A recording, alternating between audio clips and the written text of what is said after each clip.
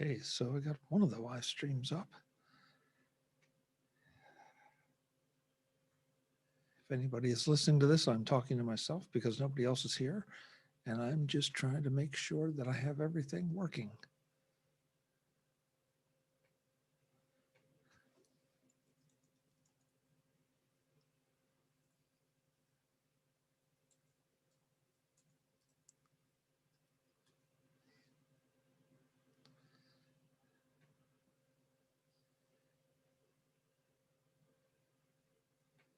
So it does indeed look like the live streams are working.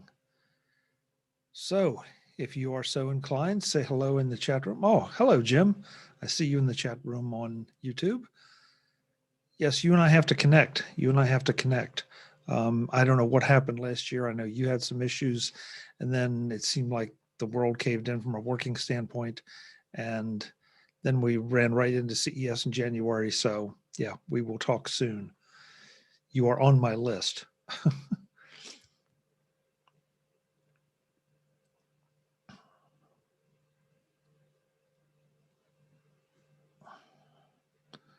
So for a change, I remembered a glass of water tonight. That's good. That's a plus.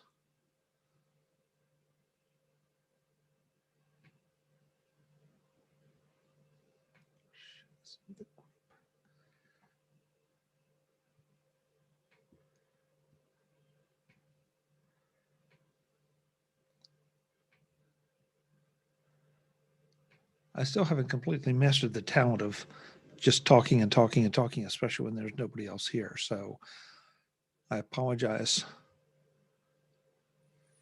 for that. Yes, I did too, Jim. That's it. We got to get back to it. Get that going. So yes. All right. So I think everything is almost where it should be right now. Yes, I did too, Jim. Whoops. That's it. Except for that.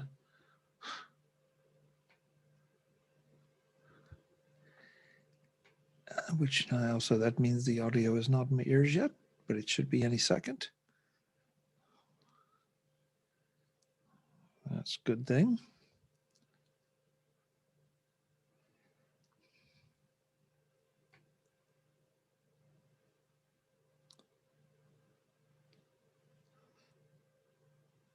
Test 1, 2, test 1, 2.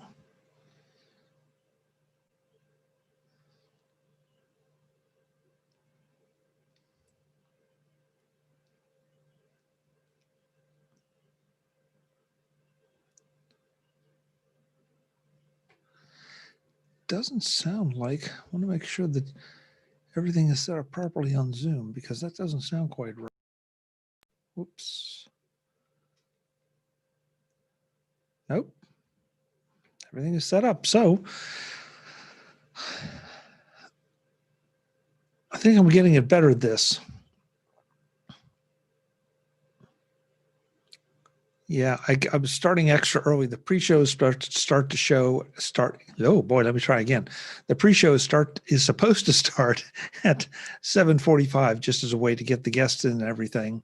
But I started a little extra early to make sure that I was getting my getting all the streams running properly and everything. And so now I have extra long time to wait, and I apologize if you do too. I know of at least 2 people that are supposed to show up tonight. And if you'd like to join us in the Zoom room, by all means, I can give you that information. You're welcome to bring your commentary in as well.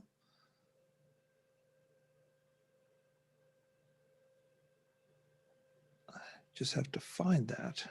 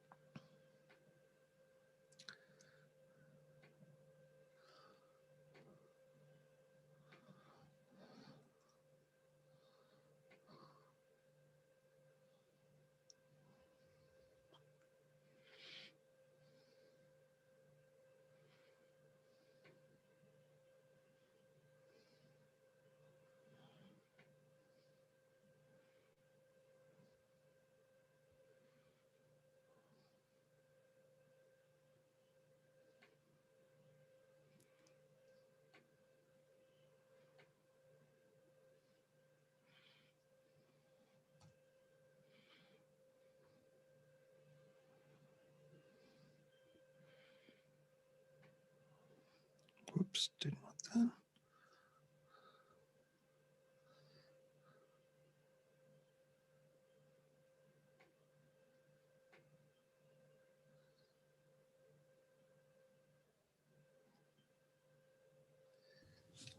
Hello, David. Hello, Chuck. How are How you? goes the battle? Yeah, I'm doing good. How goes the battle? Oh, always a battle. Yes, yes. It's always something. Hey, before I forget it, would you do me a favor? Of course. Would you turn your camera off for a second? Sure. Okay, that's all I needed. That's what I wanted to see. Thank you, sir. I am trying to find the setting that if you are not sharing the video where you don't. I'm hearing our conversation back, unless Facebook's open. Hold on. That's it. Ah. I thought I turned Facebook off. I thought, oh man, here I don't know how to fix it. No, it was Facebook. I had it on. No, in Zoom, I'm trying to find that setting where if you turn your camera off, you disappear. You don't show up as your profile picture. Darned if I can find it. I can, so I gotta, let's see. So participants, I was trying to look at all the settings. So what are you saying? So do you mean your picture doesn't show up? Yeah, and the way I have it set, don't ask me how I got it this way but this is the way I want it. But if you turn your picture off, if you turn your camera off, I don't know you're here. That it. Whereas I think the default has you, has either you or your profile picture. Looking here. It says turn off my video when joining a meeting. Hide non-video participants. Always show video preview dialog when joining a meeting. Oh. I'm either overlooking it or just can't find it, and I don't know which it is.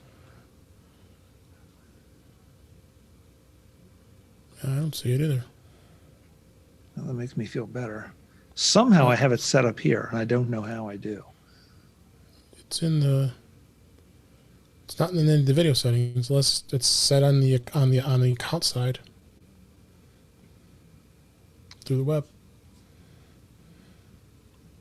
Okay, Jim, you're finishing your lunch. That's great. It's a little late for lunch, but I'm not going to argue with you. Whatever. Is that somebody on YouTube? Yeah, Jim Ray. I think he may be joining us tonight. Yeah, well, wait a minute. I have it on. It's hide in meeting controls and settings. In the Zoom client. In the Zoom client. Under participant list controls as host. So it says if I can manage participants, and then because I don't see that because you're the host. Right, but I can't find it because if I tap more for these options, like it says to, I don't see any of this. But the option should be show non-video participants or hide non-video participants. And that's the one I'm looking for, either as a default or just as an option, but struggling to find it. Did you talk to Spec last week? No, did I talk to Spec? Oh God, David, I don't know. I think. Well, they already sent me their stuff. Yes, I did. Yes, I recognize that. I did. Yeah. I did. Yeah. Wow, that was fast. Just got today. Yeah. I got some stuff from Adidas that I need to. Oh, really? Yeah. They were there? I didn't even see them. Mm-hmm. Yeah, they were there. Missed it. Showing, or at least that's how it was branded. Oh, the Adidas cases. Yes. Yeah. Yeah, I remember those last year. Yeah. Yeah, it's branded Adidas, but it's another company. I remember. Oh. Yeah. But I liked what I saw. Yeah, last year I liked their cases. They were pretty cool. The one thing that I thought was interesting, it's just one of those silly little things, but I think it could make a difference. It's the first iPhone case that I've seen, and somebody will correct me if I'm wrong, but it's the first iPhone case I've seen that has a key ring on it. It's like, okay, part of me says I'd be just a little worried about scratching the screen, but on the other hand, if the glass is supposed to be extra hard, and if not, you put a screen protector on, and that's just one more thing that you can accessorize or keep everything together. So every little thing serves somebody's purpose. For sure. Oh, that's great. Now I lost the YouTube live. There it is. Okay. Oh my. So how's everything else going? Doing well. Good. Got some stuff going on at the office this week. I've been going in the last few days. Yep.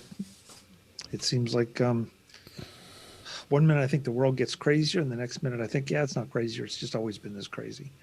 Yeah. And again, I doubt that I'm the only one, but I feel like I could use more time. I could use 20 or 28 or 30 hours in a day. Yeah.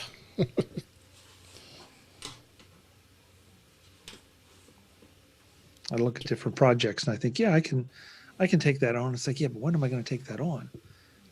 And stuff I want to do too. That's the worst part. Got a couple different projects I'm working on at the moment, finishing off. Yeah, we missed you on BTN Friday too. Yeah, I wanted to go, but then there was some weird thing going on, so I had to. They don't post the shows very often. At least they haven't posted since the Christmas show. At least I look in the feed. I need to look again too. I know Ewan has been stacked up. There's Jim. Yeah, Ewan has been stacked up. I know that. Hello, Jim. Uh-oh. You're muted. Yep. There. How's that? There you go. There you Cool. go. Great. Jim Ray, David Ginsburg, Jim Ray. Nice to meet you, Jim. I know the name. I don't know if we've ever met in person. I don't think so. It's good. Jim. At least you know my name. Jim is the brains behind the Panorama database. Oh, wait a minute. I need to stop YouTube. Oh There we yeah, go. that'll confuse the daylights out of you. or at least mute it. Yeah. It was kind of tricky because I had, I was eating my lunch and looking at the news on my iPad, and it said, Chuck Joyner live chat. And I'm like, yeah, let's check that out. Hey, sure. So, Sure. So, yeah, and then you put the link in there. So I was like, okay, now I got to get that link from my iPad to my computer, which I did, but it took a little juggling. So you said the Panorama database? Yes. Do you know it? I do not. Oh, That's because he's a youngster, Jim. That's why. If you refresh my memory, I might remember it. it's a RAM-based database. And Panorama's been around since 1988. And before that, I had another RAM-based database called Overview, which came out in 1984. So it was actually like the seventh program for the Mac. Huh. And I'm not the old timers with Macs. I came in late. well, hopefully we're not just for old timers. I mean, it's. Well, I mean, I don't. You said when it first came out, I wasn't. Yeah. I wasn't around in the Mac world back then. But we did kind of have a little bit of a lull in terms of our public presence because 3 years ago I came out with a new version that was Cocoa. So it was a Carbon app up until then. Wow. Okay. So we kind of stopped promoting the Carbon app, and then kind of I mean, it was available the whole time, but so Kelly. Oh my gosh. Hey everyone. Oh, All right. Correct Now it's a microphone. party. And Ah, We're waiting you to make your big entrance, Jeff. yep. come on, Jeff. My big Don't entrance. disappoint me, darling. Jeff. Oh, Yeah, Jeff. Jim, you already made I'm, yours. I'm in. Jeff, my- Jeff's that means he needs to turn his camera on. That's is my camera not working? Oh, Jeff. Nice. That was a hint, Oh, Jeff. it's my FaceTime camera. You That'll know, do on it. the closed lid computer. well, Yeah. All right, how's this? there he is. Hey. There he is. Hey, Okay, now it's a party. Now Yes. it's a party. party. James, I haven't seen you forever. Certainly since the pandemic. Yeah, You're still in Boulder, right? I am still in Boulder. Another place I haven't been in a long time. Yeah, I think I've been there since 2008. Well, people like us, we still need a green card to be in Boulder. By green card, he means medical marijuana card. Kelly, it's like you've been here. I just remember when you all legalized it, your governor went, now don't go breaking out the goldfish crackers just yet. We do have a pretty awesome governor. He was pretty great. Yeah. His I just want to ask David 97 questions about his spec stuff now. okay. Ooh. Oh, I got the case too. How is the clear? Is it pretty? Is it nice? Yeah, I like it. Is it You can lean see and the- mean? Not bad. Ooh, okay. I'm just worried it's not going to fit on my my little charging stand I have in my bed. Oh. Because I had another spec case I had bought it and I returned it. So, but I really like it. The one I had on here was really very cheap. Yeah, this cheapy one. Yeah. I'm curious This about the one's- spec ones. I'll have to see. This case is interesting the way it opens. Well, I'll talk about it on the show. Oh, okay. Then I'll wait. I'll save it for that. So what show did I stumble on here? That's awesome. Where am I? What's happening? Yes. Okay, so well, you'll hear it in the intro that I'm about to do in a minute. But this is the live show we do every Tuesday night, MacVoices Live, where we invite either people there ends up being kind of a crew that has shown up regularly, but also we invite folks in to come in and join in with us and discuss the topics of the day. And today's topics are going to be just a quick CES wrap up, since we talked a lot about CES last week, and then get into some of the Mac redesign discussion that seems to be going around.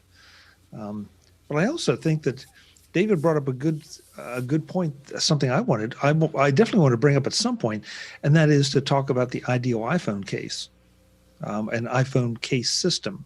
So we may struggle into that if we run out of topics.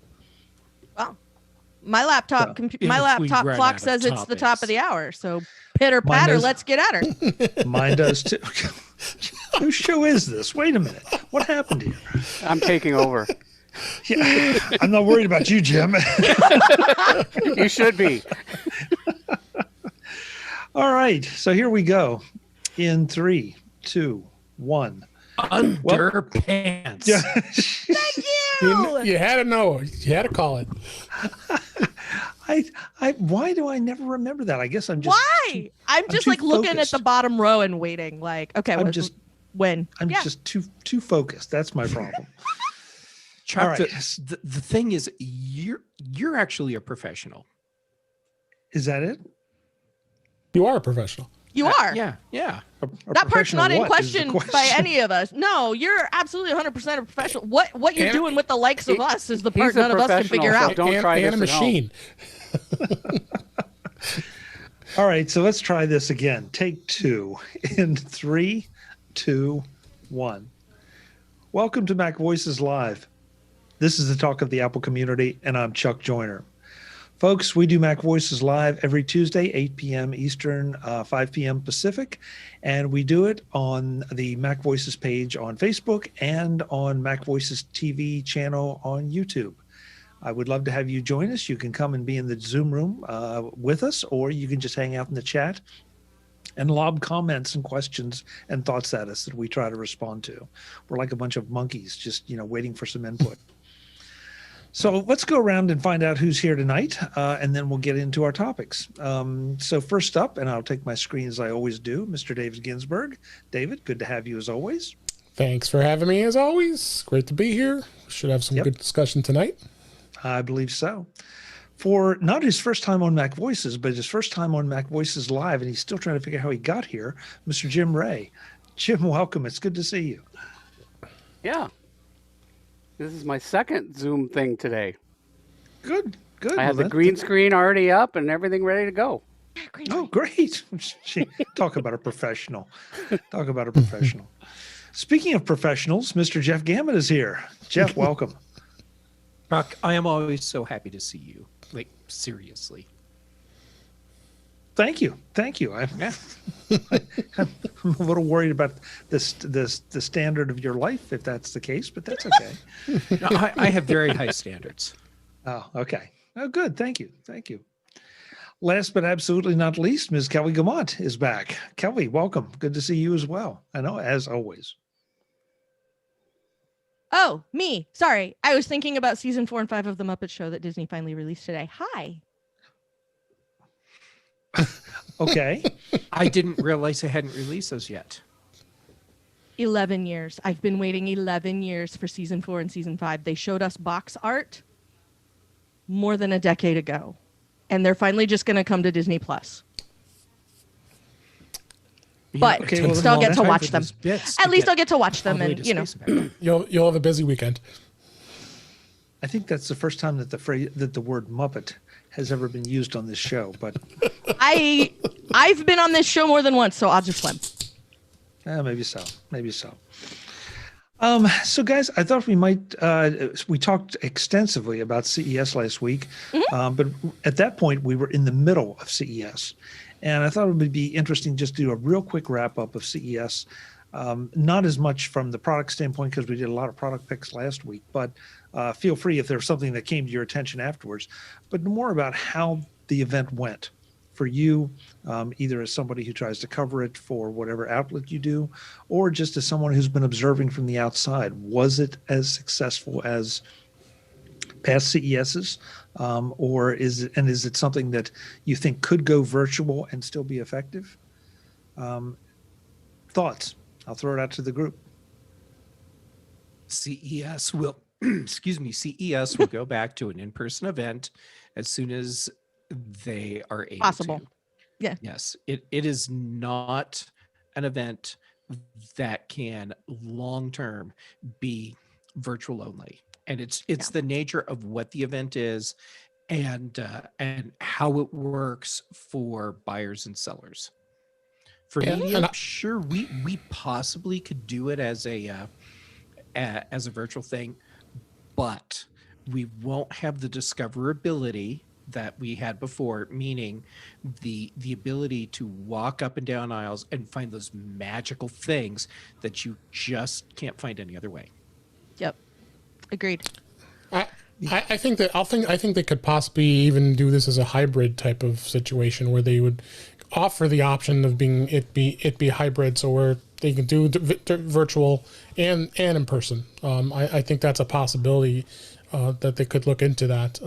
But I agree, you need the in person. I mean, and Chuck, you and I made comments too that it was hard to be able to talk to a lot of these people, get them to engage because they're behind a computer now. And they couldn't. It was tough to get interviews for these folks for what we do. But I think that.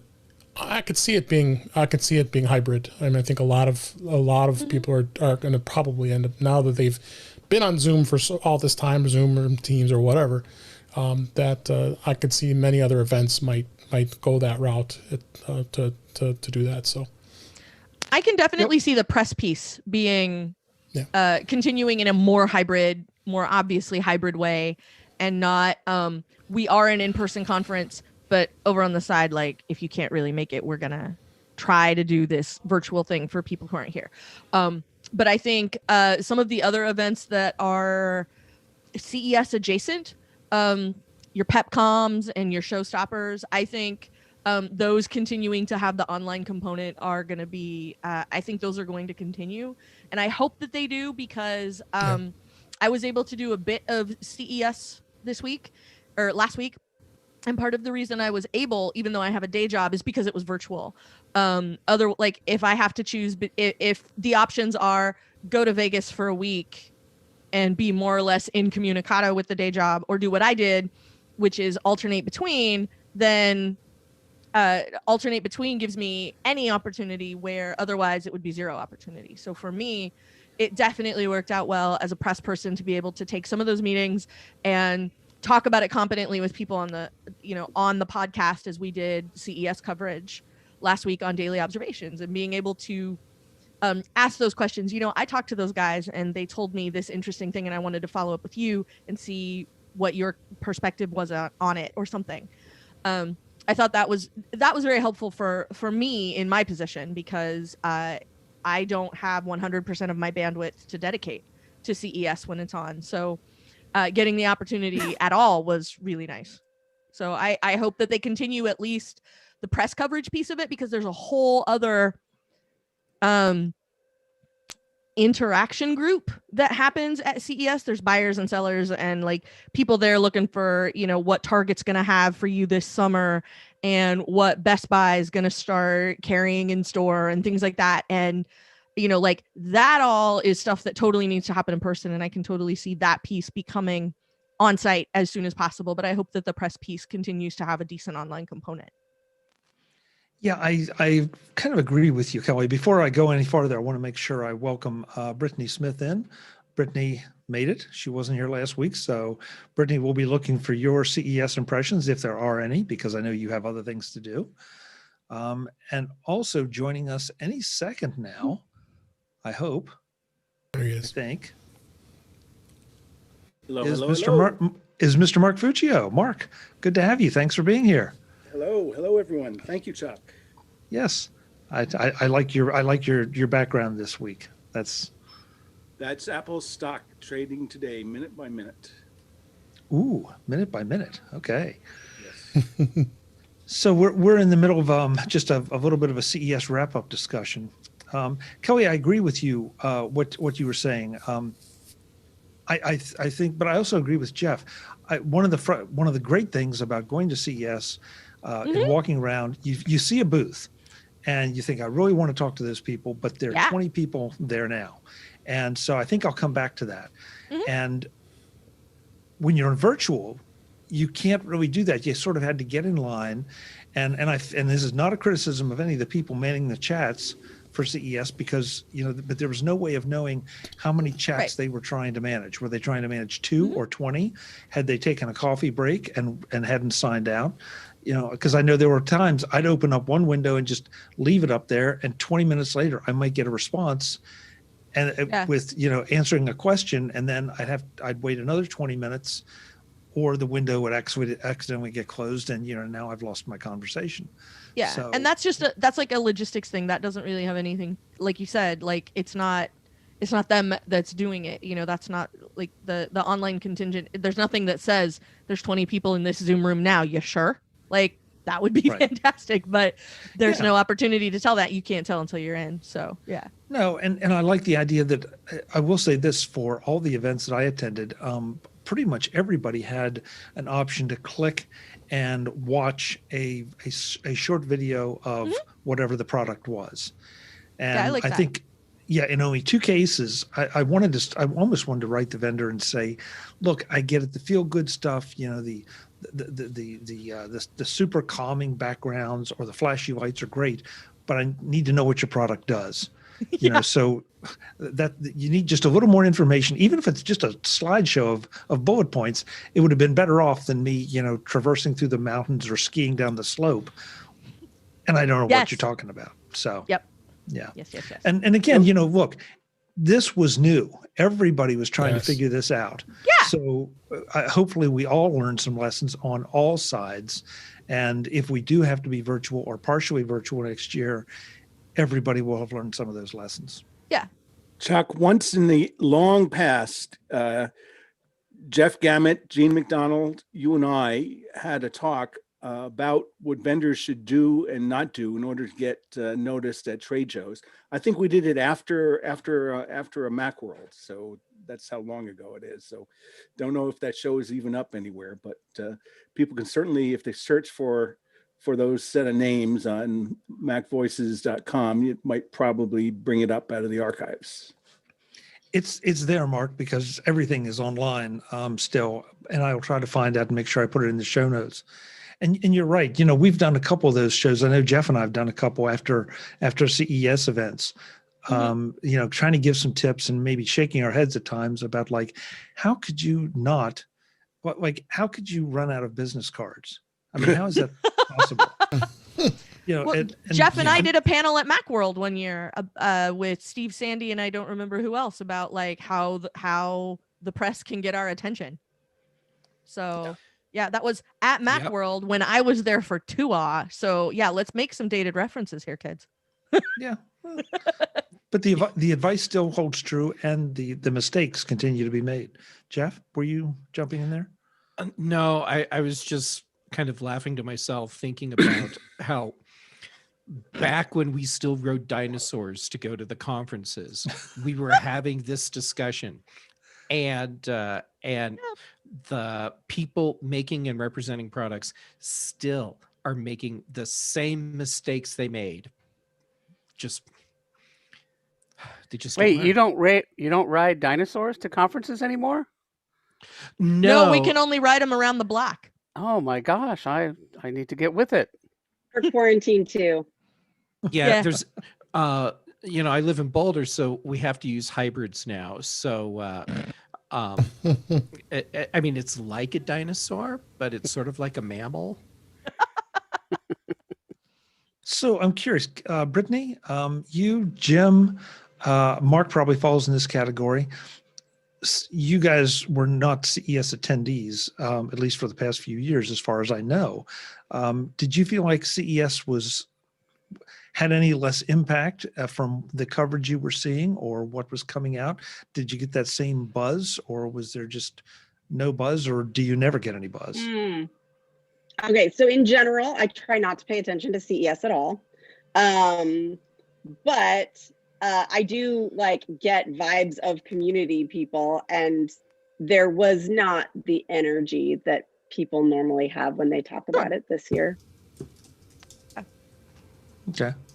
I think it also wasn't special, you know, because it was more Zoom rooms, which we're all used to. Yeah. Jim, how about you? Did you, I mean, where do you stand on CES, past and present?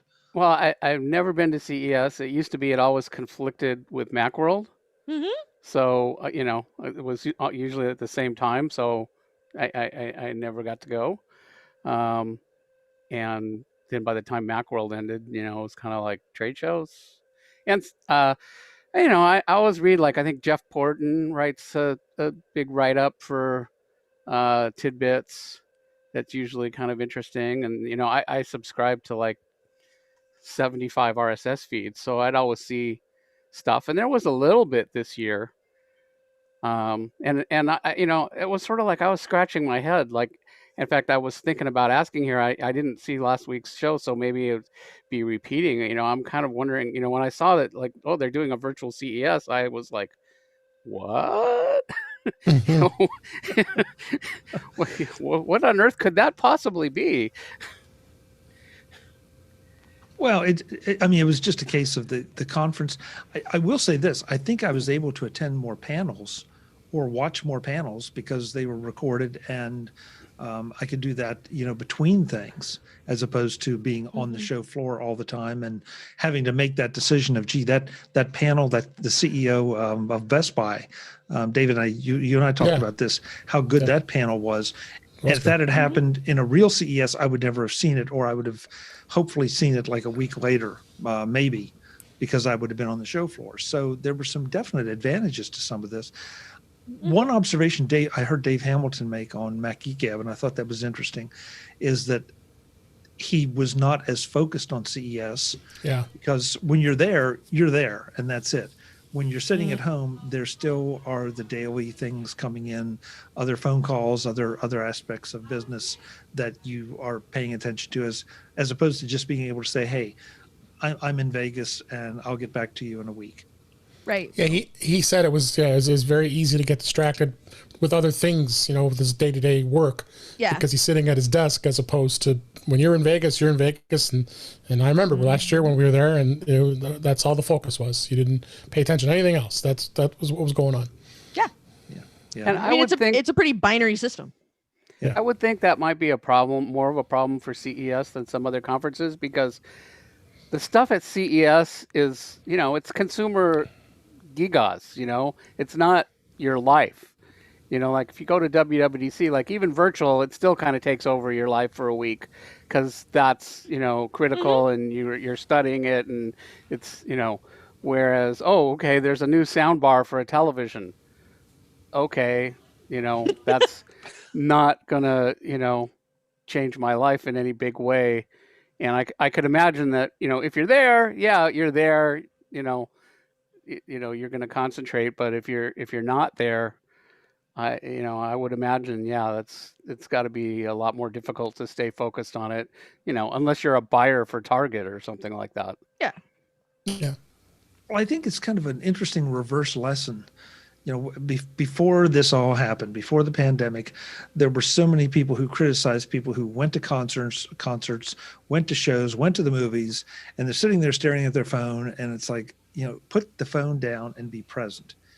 And so now we can't be present. We have to be virtual. And we're here complaining about, gee, we couldn't be present. It's like, okay, we're a bit schizophrenic and can't decide what we want. But I think there's a good lesson there to be learned that, as Dave said, because he wasn't there, he didn't 100% focus, and, that presents an issue. Hey, thanks, Jeff.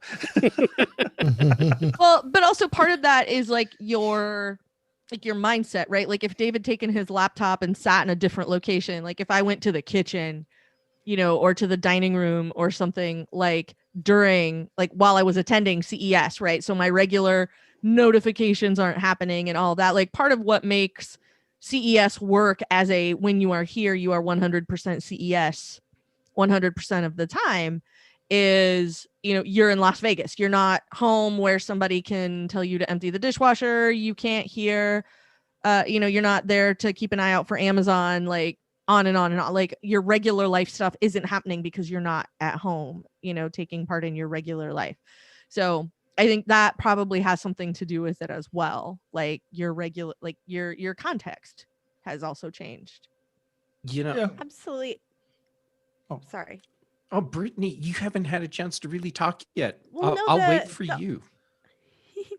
The conference that I'm on the committee for that we had in November virtually, I know people who checked into a hotel for the weekend because that was the only way their kids weren't going to break in every 2 seconds. And it sort of felt like a time away, and they were in a different environment. They could focus a lot better. And plus they sort of got a date night. And there were a lot of benefits, and the folks who didn't really struggled to keep things separated. But about the chat and the being on your phone at the event, we had a whole bunch of younger people say, hey, could we have a chat going on during live presentations next year? which was interesting, and we are looking into it. Well, but that's, again, I think we all need to step back and learn some lessons from these events. Jeff, you were going to jump in after Brittany. Yes. One thing that to me has always been critical at CES, and a lot of people can can look at this and think, no, you're just saying that because, fun parties. The after hours events were so valuable. And yes, you're going from event to event, and there's buffets and free drinks and music and all of that. Yes, but those are all just pretenses to attract people, to get them to go to the different things. And what really matters is, who are you going to meet when you're at that specific after hours event? And some of the best connections that I made happened away from the expo itself and at one of those after hours events. Yeah. Agreed. So, all right, guys. Well, thank you. Mark, you said a little something, but I wanted to see if you had anything to add before we move on. Oh, you're muted.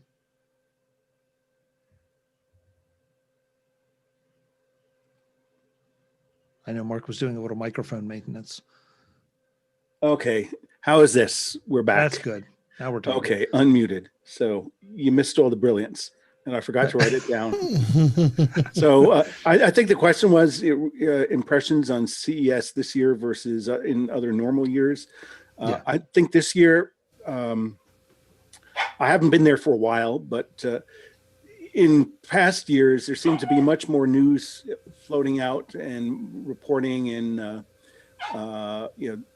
all the news in my RSS reader at the various sites. It seems to be a little bit more muted this year, relatively speaking.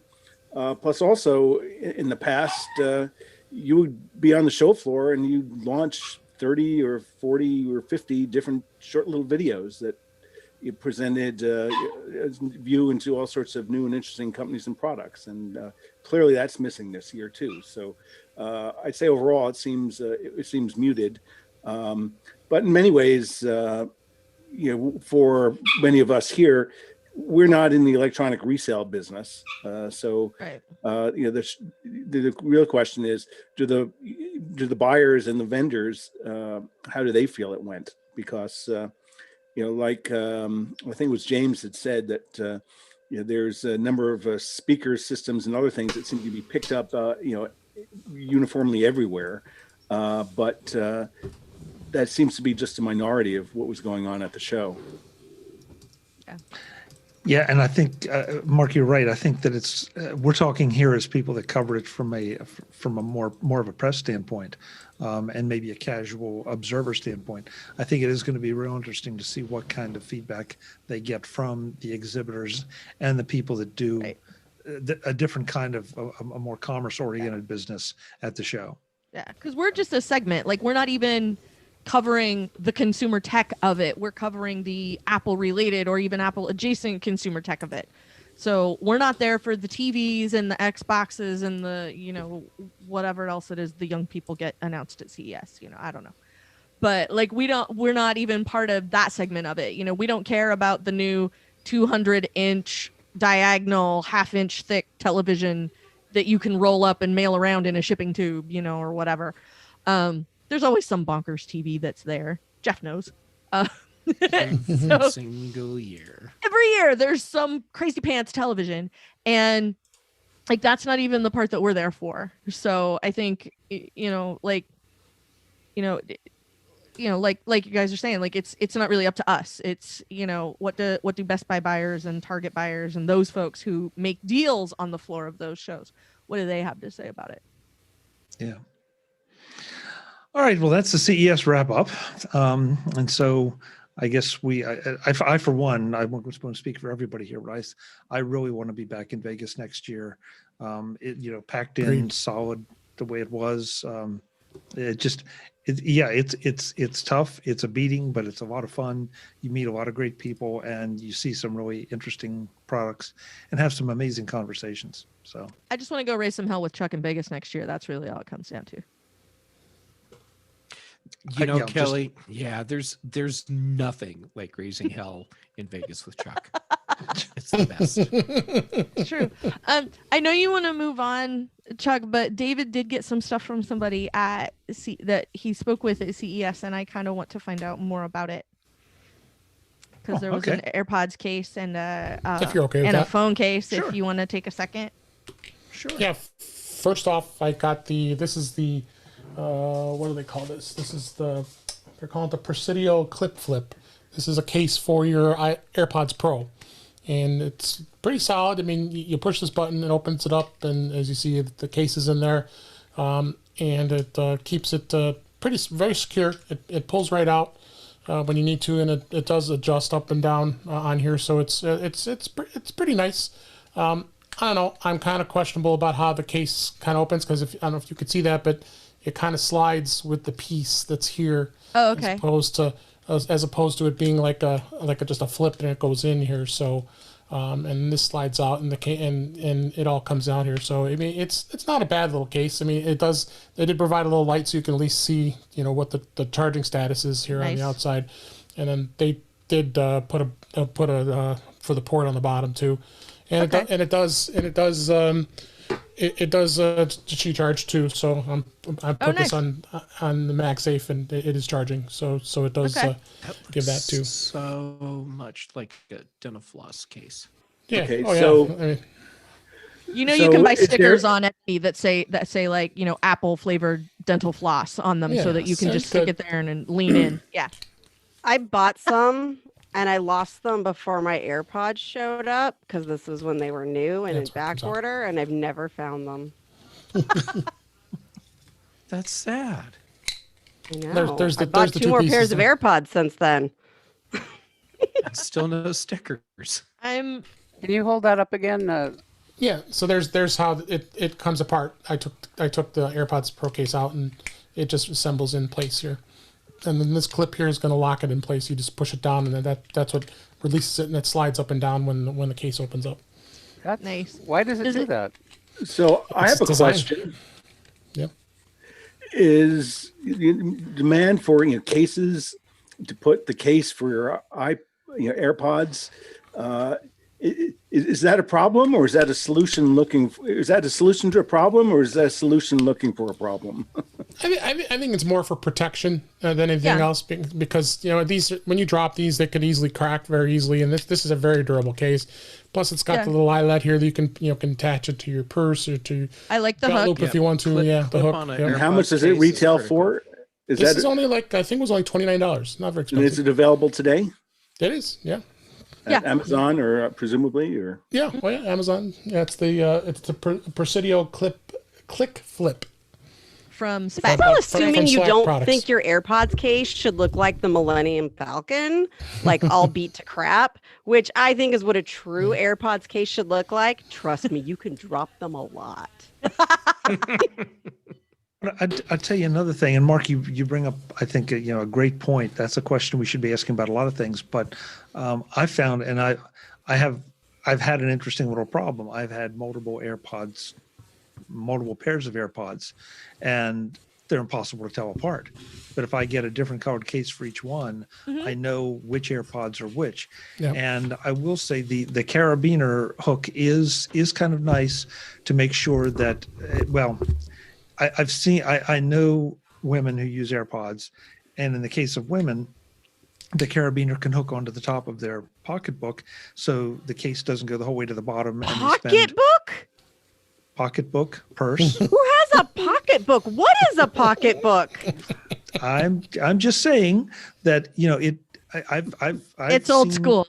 That's all. I've Okay. seen people spend hours digging through purses looking for Yes, things. this is true. This holds them right up there.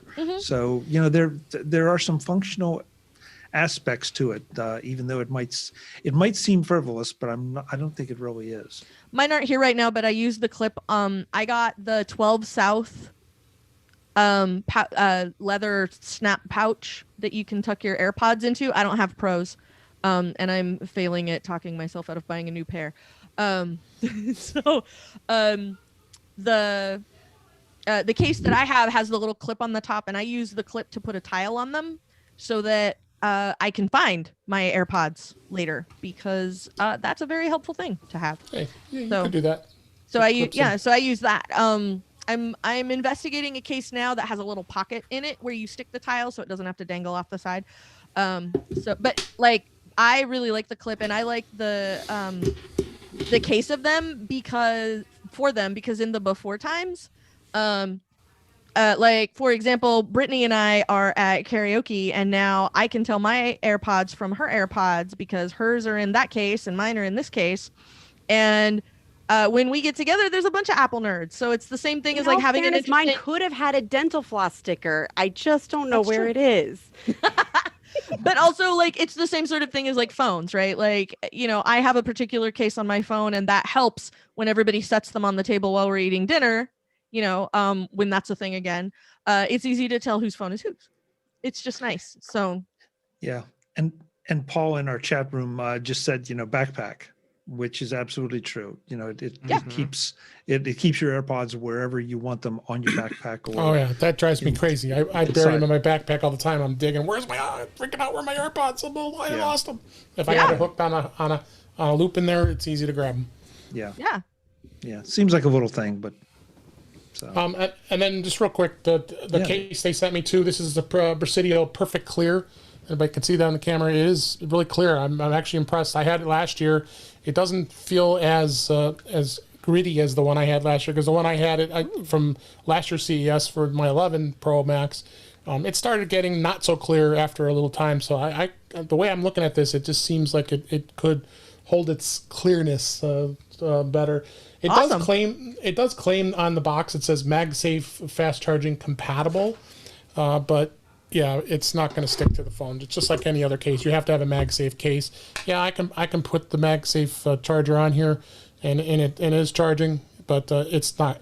See how it's very loose. So you gotta be careful. Don't hold it, because the phone will go right to the floor, because it's Right. Okay. completely attaching to it. But overall, nice little case. I like the way it feels in my hand. It's not too bad. I had a real cheapy case that I had bought originally when I got the iPhone 12 Pro Max, but yeah, not bad. Clear, has the lip around the front if you put it face down. Yeah, looks good. And this case is I think what was $30 too.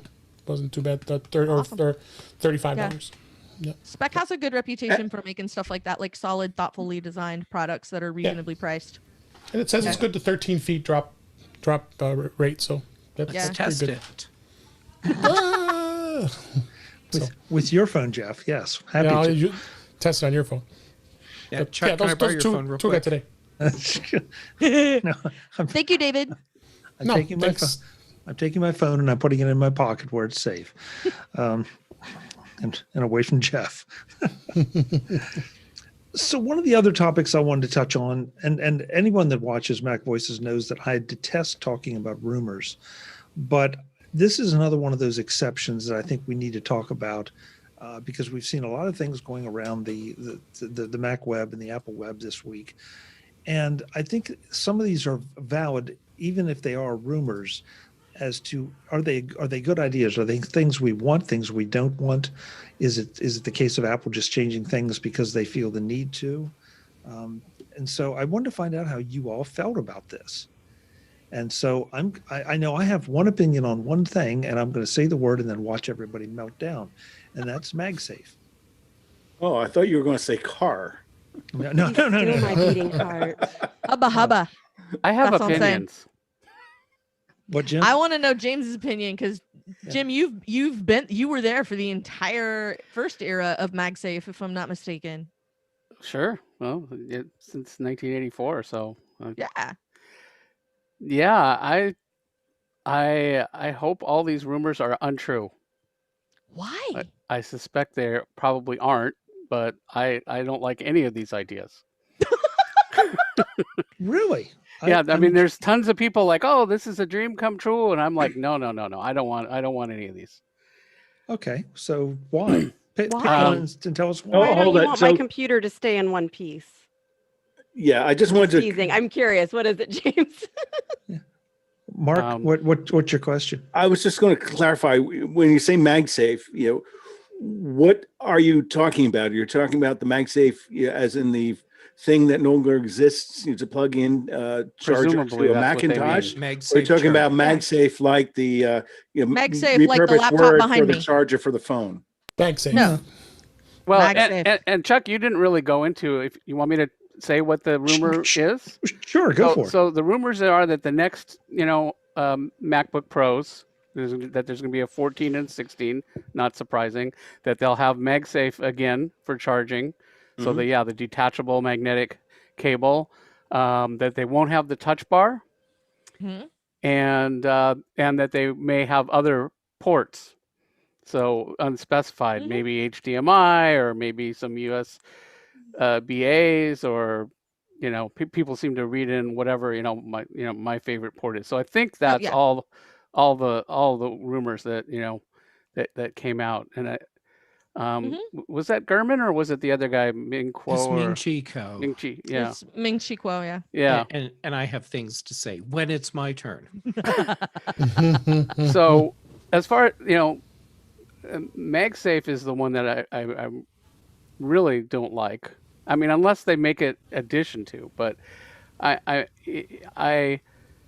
do not want to go back to the world of a proprietary connector for charging the computer. Okay.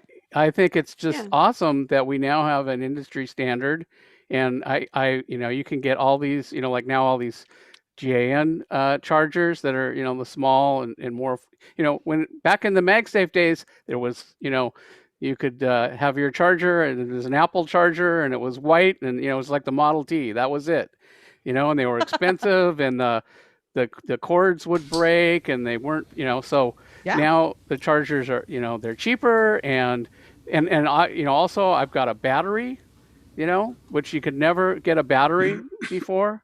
Yeah. And I can have one in every room in my house. I can have one in every. That's a good point, James. Can I ask you about my fantasy? Sure. I want a cord from Apple. Like, I want Apple to make it, and I want it to plug in for my USB power, and then have a little break where it's a MagSafe. That's the thing. So if somebody trips on it, there are thing. things like that. You can buy that. Not officially, but yes. But Brittany not said from she Apple. wanted it from Apple. I think that was the. Well, that was the I'm key not thing sure in what that she said. I'm not sure that they work with the high-end Mac, because I think it's just too much power to run through a magnetic. I think that's part of the thing too. I just know how many times my first two laptops, I hope you're okay, sweetie, were saved by MagSafe because I'm a klutz and I have hard floors. When they had MagSafe, I thought it was great. I was like, this is brilliant. But, it's like now that I don't have it, it's like, you know what? This is great. And one thing is, when, at least for me, now I'm not going to say this is everybody. For me, if my MacBook is plugged in to power, it is also plugged in to I've got an external monitor, so I usually have all 4 ports going. And so what difference does it make if one of them is magnetic? If that's your use case, the others aren't going to be. Sure. And then the other point in 2021 now is, so, this is going to be an M1 Mac. Obviously, these new Macs are going to be M1. Yeah. And the battery is, presumably going to run, 15, 20 hours. I think that's the only reason I haven't already killed this one, actually. Just don't plug it in. Yeah. It depends on what you're doing. Yeah. So have no cords. Well, like Brittany said, guaranteed, like I had a lot of anxiety about giving up MagSafe. Like it literally happened a month ago, I think. Because I got my computer like I think early December, so like slightly over a month that I've had any USB-C machine. My laptop was a 2015. And I only just upgraded. So I have had a lot of anxiety about not having MagSafe, but the anxiety has sort of been replaced by the part where I am overjoyed that I was able to pick up an extra charger, and it was like $35. So, and and whatever length of cable I need for it, I can come by that. I can buy one with a right angle USB-C adapter. Like if I really miss MagSafe that much, it can look like the old one. So like I'm with you. It's been really hard. But Brittany, I've been working on it, and we might be okay. So I've had a USB-C machine for 4 years now, and I just have, another thing is the USBs are not like wedged in like some of the ports in early days. I Yeah. think most scenarios, if you kicked it, it'd probably come out anyway. You Yeah. know, it'd probably be pretty hard It's to not the vice yank. grip it used to be. Yeah, yeah, and so on the other points, like more ports. If they want to add more ports, I say add more USB-C ports. I mean, I don't want. It's really easy. I mean, dongles are super cheap. And I just bought a bunch of them, and the things that like my scanner. Well, I just bought it, and $5 dongle. It's on the end of the cable, so now it's got a USB-C cable. Yeah. It's like, what's the big deal about that? And if there's a say a USB-A port on the laptop, well, that's all I can do with it. Yeah. Whereas if it's got a USB-C port, well, I can make it a USB-A port. I can make it a SD card. I can make it and it's so great that the drives are hook up so fast now, either USB-C or Thunderbolt. Mhm. I we don't need CDs very much, but every now and then, like I want to rip a DVD or something. And it used to be you couldn't really buy a very good external CD DVD player, and they'd have these double cables, Yeah. and well, now USB-C, it's one cable. I couldn't believe it. It just works. $25. CD, Blu-ray drive, and it just works. It just works great. And basically anything I want to throw at it, I got a 1795 Anchor USB-C to USB. It's got 4 USB-A ports. So Oh yeah. so $17. So actually, that's what I do at my home office. So I've got a scanner, I've got the webcam that we're looking at, I've got the audio mixer, and there's one other. So one thing, I plug it in, I'm done. And so Yeah. now I've got 3 USB-C things plugged in and 4 USB-A. I've got 7 things plugged in. It's maxed out. I couldn't. I wouldn't have 4 extra USB-A ports. I'm sure they're not going to do that. Yeah. So That's the thing. Go ahead. Well, I'm pretty much done. It's just like Well, that's the thing that Dave Hamilton has pointed out, is that the nice thing about having USB-C ports is that, and we've talked about it on Daily Observations, that with USB-C ports, you can turn them into whatever you want. yeah. So, if what you Well, really need Thunderbolt. is an HDMI port, right? But if what you need is an HDMI port, you can make that happen. If you need a card reader, you can make that happen. And and because the shape of them is USB-C, but the technology of them is Thunderbolt, like you don't have to worry about like the throughput or the traffic or anything. Like everything you want to plug into that port is going to keep up with that port. And so that's part of what we talked about before when we talked about the number of ports on a machine and that kind of thing. With hubs and with what Thunderbolt 4 is doing now, that's a very interesting proposition. I'm kind of interested that the touch bar went away, honestly, like that everybody's talking about that. Well, That's the thing that everybody's excited about. Like the rumor is, Yeah. I'm kind of like I would prefer they keep it. I don't hate the touch bar. I don't use it much. For one thing, I'm almost all the time on an external monitor, so the touch bar's over here. So I don't use it that much because I'm not, it's not right in front of me. But I never use the function keys either. In fact, I've got a keyboard with function keys in front of me. I never use them. I can't. I'm a good touch typist. I cannot touch type function keys. So I agree with you. I use the touch bar way more than I ever used a function key. Yeah, I agree. Yeah, me too. Yeah. Thank you, Jim. Jeff, That's you've been waiting patiently. Dive in here with your thoughts. Okay, let's start with the first thing. Why does everyone listen to everything Mean Chico says and take it as gospel? This man does not have the track record. Holy crap, people. Well, good. He really doesn't. I'm glad to hear that. He does not. And yet we have this thing where everyone just hangs on every word he says, and they think he has the most amazing track record. No, he doesn't. Okay. You really Now don't. that we've got that out of the way and I've got that off my chest, let's run down what we have going on here. Okay. So MagSafe. I'm waiting for Jeff to turn to a whiteboard and start writing on it. Let me bring up Let me this break it PowerPoint down. presentation I have. Bunch of No, X's and O's and arrows. Yeah. That's right. Post-it notes to link everything together. Okay, MagSafe. If it comes back in a different way than what we had on the Macs before, meaning Apple will put coils in the bottom of the case.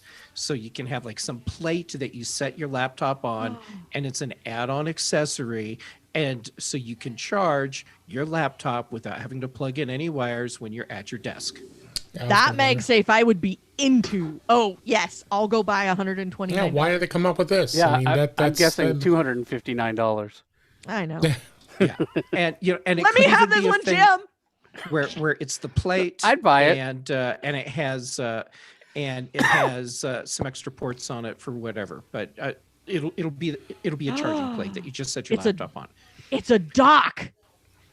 Sure, Apple could make the MacBook Pro back into the MacBook Duo or PowerBook Duo. Okay, I love now VCR the laptop. ports. Everyone's saying more ports, and they're thinking Apple will bring back USB-A. Apple's going to bring back HDMI, and no. Just to be clear, no.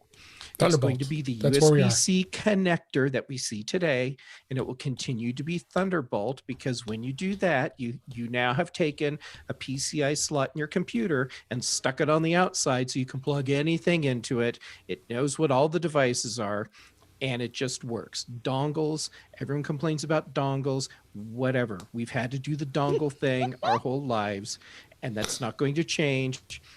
And the trade-off is you have exactly the ports you want because you get just the dongles you need. All right. Now, so what does The more ports dongle dance. really mean? I like that. Let's make a song. Okay. So Kelly. Oh, no, she knows I'm on it. Oh, okay. here's what more ports really means. It means Apple can put more of I their have it. Thunderbolt ports on the computer, because the new chips that will be coming out down the road will support more I/O buses. And the reason we don't have more ports today is because you'd have to split the bandwidth between the ports on these new computers. So new M series chips come out, they support more buses. Now you can have more Thunderbolt 4 ports on your computer. That's what that means. I'm all Okay. for that. So now, touch bar. I'm like totally on a roll with this thing. Touch bar. I'll be right back. I'm getting popcorn. Yeah, make some for me. Okay. I'm kind of torn on what a touch bar change could mean, because I don't see Apple abandoning it, but I don't see it as a feature that has been as widely adopted as it ought to be. Now, I put that on Apple because they don't put the touch bar on their external keyboards. If they did that, I think There touch it bar is. support would be Yeah. much more widely embraced. If everybody had one. So, Right. Jeff, what about the Touch ID that's part of the touch bar? I think that's the reason we don't have it on the external keyboards, but that's my own crazy theory. And as you know, I run a home for those. I think Apple can do a secure enclave that's bound to a specific keyboard and then pairs with the secure enclave on your computer, and now you do an encrypted data transfer between the keyboard and the computer, and they can do it that way. I'm the idea guy here. Someone at Apple right now is like, We're all just oh, gonna my brain is melting. we just wave our hands like kids in a Charlie Brown Christmas special. That's right. Okay, now here's my idea of what Apple could do with the touch bar. Okay, so right now it's this little thin strip at the top of your keyboard, right? Mm-hmm. But we have this big honking massive space at the bottom of the keyboard. Why not take that whole space and make it a touch surface? And now you can have your touch bar support, you can do your trackpad stuff, And because it's a multi-touch surface, you can now do custom interface things for applications right there below the physical see that. keyboard. Is this your Aren't- Stream Deck Aren't on I? the bottom of your laptop? Yeah, there you go. That sounds cool, Where but else do aren't I you gonna rest my like, you know, palms? hit it? Yeah, exactly. Oh, it has palm rejection. Yeah. Oh, yeah. It's like just using like an your Apple iPad Pencil. does. But Yeah. that's because of the pencil. So it's using the pencil and rejecting all touch. It doesn't. If you're typing, all touch is rejected. If you have a hand on the keyboard or whatever, like I could see Apple figuring it out, but Brittany, I could also see you finding a way to mess it up. Thanks. Okay, so in my very simplistic system of magically coming up with things for Apple to do, Mm-hmm. when you are touching, Keep spending their money. oh yeah, I'm going to spend everyone's money like it's everyone else's money. Okay, Norman here? so what you do with the trackpad for palm rejection, if that whole surface is now touch sensitive, you can tell everywhere that the surface is being touched. So if you have a large area, like this part of your hand right here, as opposed to a fingertip, you can at least tell the difference between the surface space that's being contacted. Now, I'll let Apple's highly paid engineers take it from there, and they can make this incredible, massive trackpad touch surface that developers can just go crazy with. You know, I've been seeing this with in the PC side of things. Not that we talk about PC here, but they're already looking at that type of stuff, and I can see Apple engineers are probably looking at that stuff. I mean, I've seen these new tablets where you could take a keyboard, put it on top of the screen, and then you take it off, and then you got a full double screen. So, I mean, I could see. I'm not saying that Apple's going to do that, but I can definitely see that they could look at something like a touch bar that's below the keyboard as opposed to above it. I mean, there's also been rumor talk of possible them having a touch screen altogether as a possibility. I don't know if that'll happen, but I don't see that happening. I'd be very, very surprised. I don't think that part is not that important. But as far as MagSafe goes, I could see that because I'm just holding up the MagSafe I have now for the iPhone. I mean, look at what they did with the iPhone. They added the MagSafe as far as that goes. Mm-hmm. That seems pretty valid. I could see that they would translate that technology into the Mac and be able to come up with an engineering marvel of being able to do the same exact thing like you're doing on an iPhone with Qi charging type of charging for a MacBook. I can absolutely see. I've been calling the phone version MagSafe 3, and I can absolutely see MagSafe 3 becoming a laptop powering mechanism and not just for the phone. Although there's so much more power needed for a laptop, and yeah, the MagSafe inefficient. doesn't even power the phone at full blast. Right. Yeah, but Jeff and I are waving our hands in front of it, and then it's going to turn into something awesome. Like I could, if anyone can do it, it's Apple. If we were having, if this were Dell Voices, I don't think we'd be having this conversation. I think if anyone could do it, would be Apple. But where's that AirPad they promised us? Well, that's true. Yeah. Right. It's Mark called Fuccio. MagSafe. There's still physics. Mark Fuccio, jump in here because you haven't said anything, and I'm anxious to hear your thoughts. Okay, so I agree with Jim or James. I don't know what he Jim. likes to be called. Jim. Yeah, when he said it's industry standard, it's right there. I think to a lot of people's annoyance, Apple has had all of these different ports, and they change things from generation to generation. And I think now USB-C maybe just finally is starting to get some market traction. 5 years after they introduced it on their 12-inch as a single port on their 12-inch MacBook. So I think it would be dumb for them to yank and jerk everyone around to have some sort of proprietary interface. And Apple never looks back. And picking up on Britney, I think if people want it, either Apple will do it if there's a big enough demand, or rely on third parties, for some sort of USB-C to some sort of other MagSafe adapter, so on the other end, so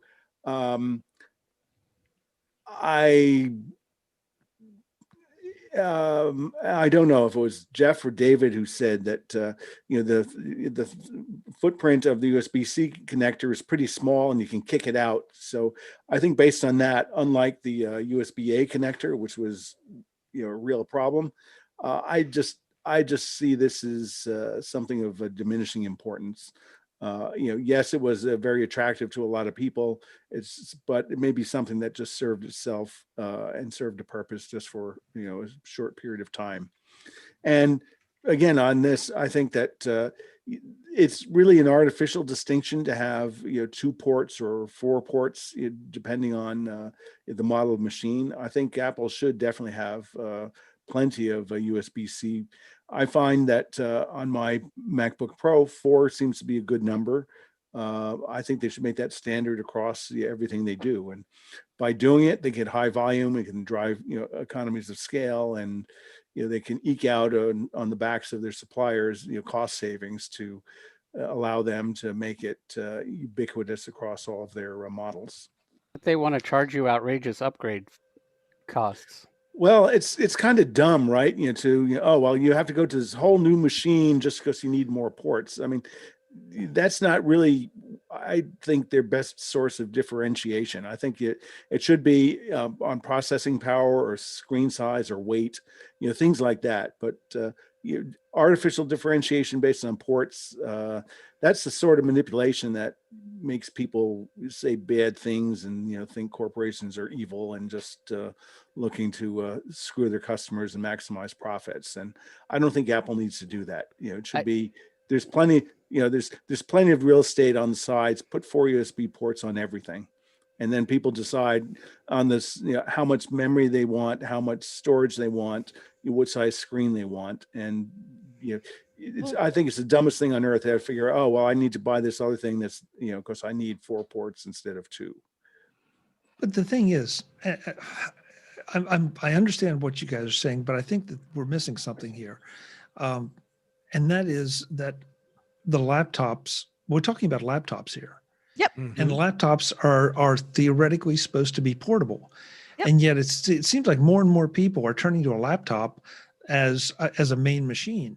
And so if it's a main machine, I like what Jim said, that 1 port, $17, or, if you want one of the expensive one, a Thunderbolt, 1 cable, and you've got multiple things that you can plug into. I don't want to see a laptop bogged down with a whole lot of other things. But I'm also with Mark. I think that 4 ports is 4 Thunderbolt ports is where it should be. 2 is just not enough. But on the other hand, for a laptop, there's some pretty nice docks out there. In fact, I just got one that I saw announced at CES from Pluggable. That's a 7-in-1 USB port. Dock. What they don't have, So that doesn't seem to have appeared, is USB-C hubs. It's really hard to plug something in. And I mean, I haven't found anything of a USB-C to get me more USB-C ports. The only thing It has to be Dave, Thunderbolt 4. Are you going to show Well, him? I'm going to show them. That's the Okay. thing. There you go. There's your OWC Thunderbolt 4 hub. It's got 3 USB-C ports in it. It's a recent development. Recent that it became development. possible to make that so happen. Does that mean you plug in, one of them goes to the computer and you get 2 more? Get 3 more. No, you get all 3 of those are for you. All 3 are for that's that, 2. and then this plugs it into the computer. Yeah. And Okay. what's another And port? is that out? Power, or is that? Yes. That's a USB-A is in the front. Okay, and on the other side. Other side is this is a lock. This you can lock it to your desk. It Yeah. does require power. That's the only downfall to it. It does have a pretty large size brick to power Yeah. it, but you do get 65 three. watts. It's a Yep, chunk, but it's a big it's a old chunk. majigger. Yeah. But it's got 3 true out USB-C Thunderbolt ports right here And where's the Thunderbolt port that connects to the computer? in the front here. See that? Oh, here. okay. That's the cable. So 3 USB-Cs and USB-A, and that is out? Is that out? Yep. did it USB-C. When did it come out? Oh yes, this is out. It's on the OWC's it's website. freely Yes. available. It's a Freely recent available. development. Yeah, $149. Well, that's not too bad. Dave had Larry, whose last name is escaping me right Larry now. O'Connor. Larry O'Connor from OWC on to talk about Thunderbolt and hubbing and how it's only recently that was even a possibility, which is why everything you buy looks like it would be the end of a chain for people who remember SCSI devices. Because it wasn't possible to daisy chain anything until very, very recently. So they have Dave had like an awesome breakdown from Larry on what it is and how it works and how they're doing it and all of that. So yeah, I would definitely recommend that.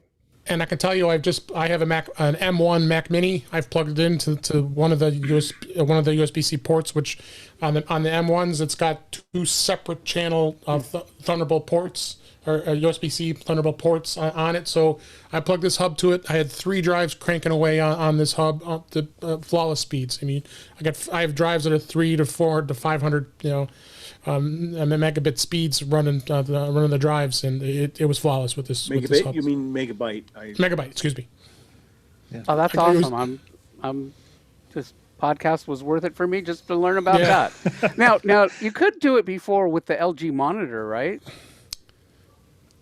You could, but I don't know how efficient it was when it came to drives. Yeah, I don't know what the full-on throughput was if you were redlining all of them. I don't know how well it held up.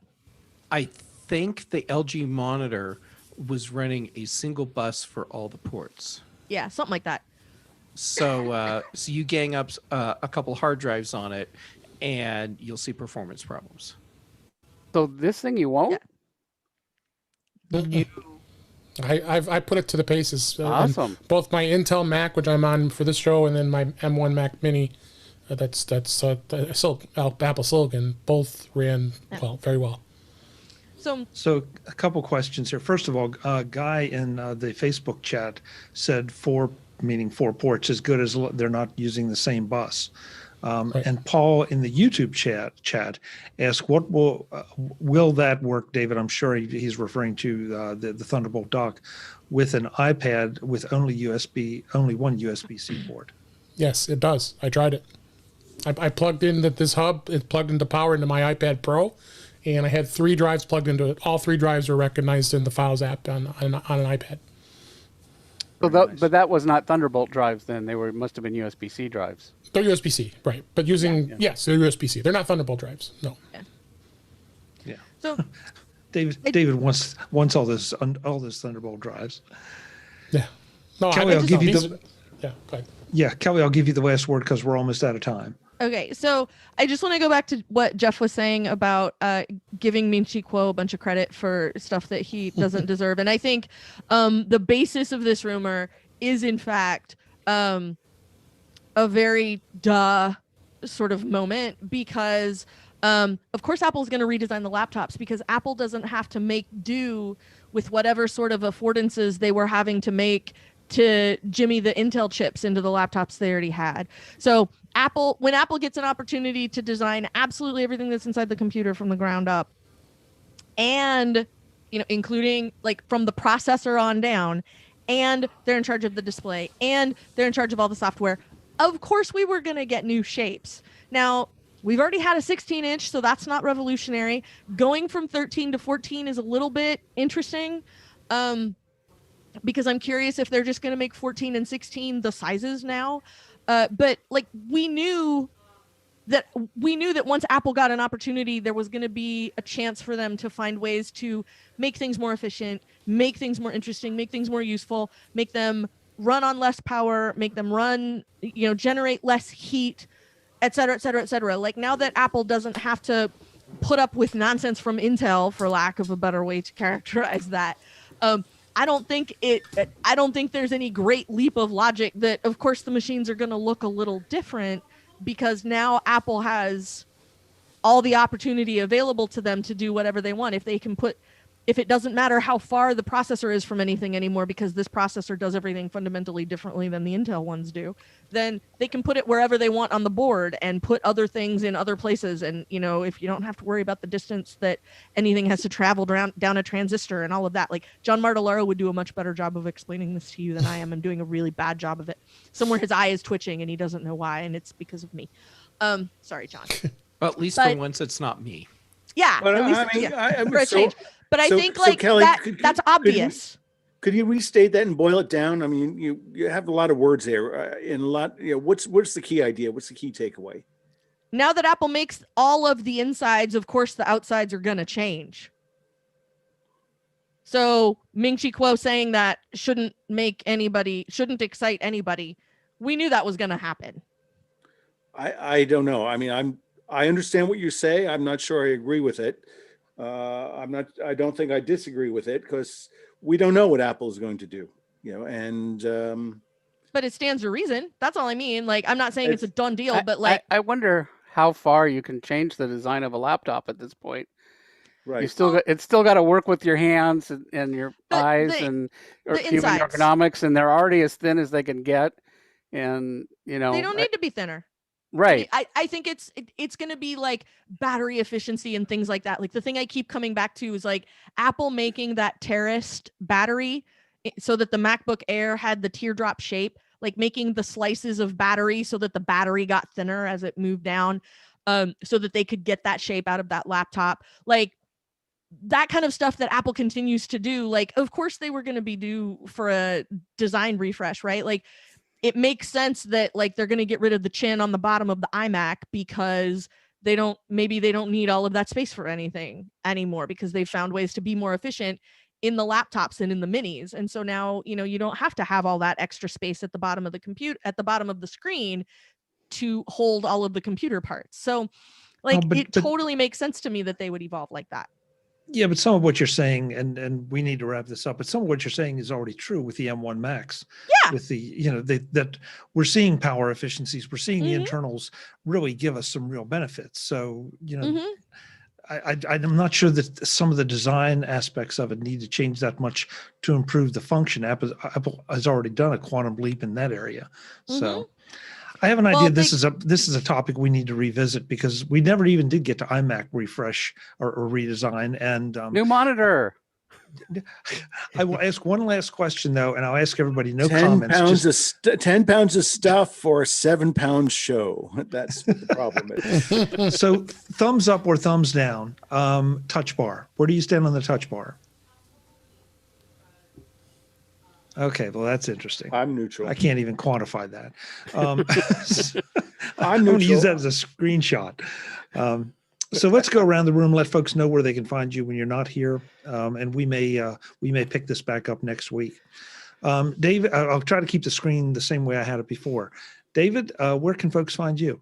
You can find me at In Touch with iOS at intouchwithios.com. Doing a show this week. Got a couple interviews you'll be hearing on my CES coverage, so give that a listen towards the end of the week here. And occasionally on the Mac show with the British Tech Network, and I'm also on Mac to the Future Go livecast with Guy Searle and Warren Sklar, and on Wednesday nights in the Mac to the Future Facebook page. And you can find me on Twitter at DaveG65. Thanks for having me. Great. Thank you, David. Good to have you. Great. Thank you. Jim Ray, it's a pleasure to have you for the first time on MacVoices Live. I hope you'll come back. Where can folks find you? I think this was fun. You can find me professionally at provue.com. It's PROVUE. A little bit unusual spelling, provue.com. And then also on Twitter, I'm ProVueJim, PROVUEJIM on Twitter. Great. You're always welcome. Good to have you. Thanks for being here. Mr. Jeff Gamet. This is so much fun, like every single time. It is. I am easy to find. I'm Jay Gamet on Twitter and Instagram. I've been bouncing around a lot of shows lately. Dave, was it last week before? I was on In Touch with iOS. Yep. Time bleeds together for me, big ball of wibbly wobbly, timey-wimey stuff. So I can't remember when I'm on specific shows. Anyhow, I'm easy to find. All right, I'll take your word for it. Thank you, sir. Ms. Kelly Gamont, now. Let's see. I think last week it was 10 seconds. It was 10 seconds. We'll give you a break and make it 10 seconds. And Jeff is the official timekeeper. Okay. Okay, you ready? Yes. 3, 2, 1, go. You can find me on Twitter and on micro.blog as Verso. You can find me on the After Show at aftershowpodcast.com. I'm the host of the Daily Observations podcast and occasionally on The Incomparable. 10 seconds. Impressive. She's been practicing. Thanks. Thanks so much, Kelly. Good to have you. Ms. Britney Smith, welcome. I'm so glad you made it. We missed you last week. Where can folks find you? Thanks. On Twitter, I'm the ADD Liberator, and you can find my productivity coaching at conquer.consulting. It's always a pleasure. Thanks, Brittany. Thanks. Last but absolutely not least, only because he was the last one in, Mr. Mark Fuccio, who is busy watching the Apple stock. Yes, the simplest way to find me is Twitter at Mark Fuccio, MarkFuccio, lowercase, all one word. Great. Thanks for coming, Mark. Really appreciate it as always. Folks, I'm Chuck Joyner. This is MacVoices Live. Again, we do this Tuesday nights, 8 p.m. Eastern, 5 p.m. Pacific. We would love to have you join us either in our Facebook chats, in our YouTube chat room, or maybe join us like Jim Ray did today on in the Zoom room with us. Until the next time, and as always, thanks for watching. Good night. Thank you, guys. That was good. That was a lot of fun. So Jim, I like your background. Are you okay? I know that image. That's the Pillars of Creation image, Yep. right? Yep. You're sort of the three puffs, or you're including that, they're behind your head. Yep. I've got my see, I didn't put it on but it's on my website. There you go. There's my So how promotional version of that. I don't know if we're live or not, but I was going to ask Jim how the transition to Apple ARM-based Apple Silicon is for his software for ProView. For me? Yeah. Oh, well, I haven't done it yet. Okay. It does run on Rosetta. Rosetta 3, yeah. And interestingly, I did some benchmarks, and some of them it's faster on Rosetta than on my i7 Intel machine. Faster by a significant margin, or by like 10-15%. Okay. But and not some, there was some that was 10 or 15% slower, depended on different things. But I just thought it was incredible that it was even that any of them would be faster. That wasn't what I expected. So we will be doing it. It's probably going to be another 3 or 4 months, and hopefully then it'll get twice as fast or something like that. It'll be really interesting to see. I'm in the middle of a major upgrade, so it was kind of like I couldn't really do that at the same time, so that's why it hasn't been done yet. And I don't have a working ARM machine right now. I've got a dev kit and went to upgrade it, and it bricked. Oh no! So and it's really involved to unbrick it. It's So is that covered under any sort of analogous Apple Care program for developers that you can just ship it back and get a replacement? No, I don't.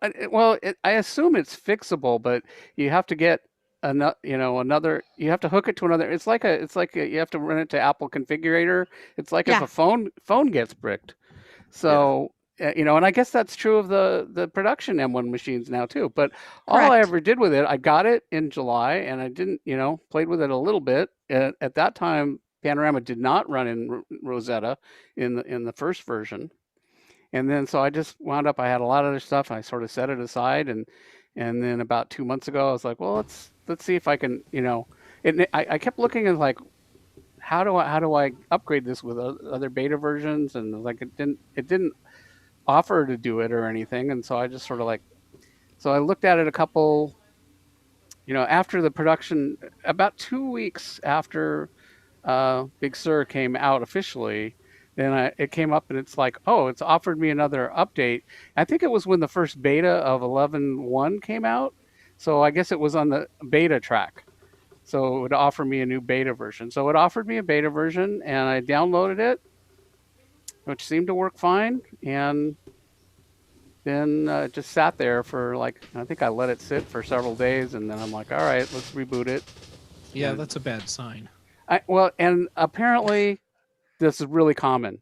So in developer circles, this is, a lot of people, so Yeah. basically all I did was run through its normal update one time, and it bricked it. So Jim, I feel Jim, when you say that's normal in developer circles, you mean the bricking part is normal? a lot of developers have said that it got bricked in trying to update it. Yeah, Yes. I've heard that from a number of people. So, I mean, at this point, I'm kind of thinking like, I think I'm just going to buy a machine, and rather than screw with it, I mean, I'm going to have to send it back in a few months. So, well, I think I'll Yeah. just buy a machine. Why screw around with the dev kit? So I feel kind of dumb for giving them $500. Didn't really get much out of it, but oh well. Yeah, part of the game. Part of the game. Yeah, I don't Yeah. feel super bad, but I don't feel smart. Yeah. I'm going to shut down the stream, so I'm going to say goodnight to the night. to the Facebook and YouTube rooms. Thanks, guys, for being here. We will see you next week for more discussion on. I don't know who will show up or what we'll be talking about, but it'll be interesting. I promise you that. Good night.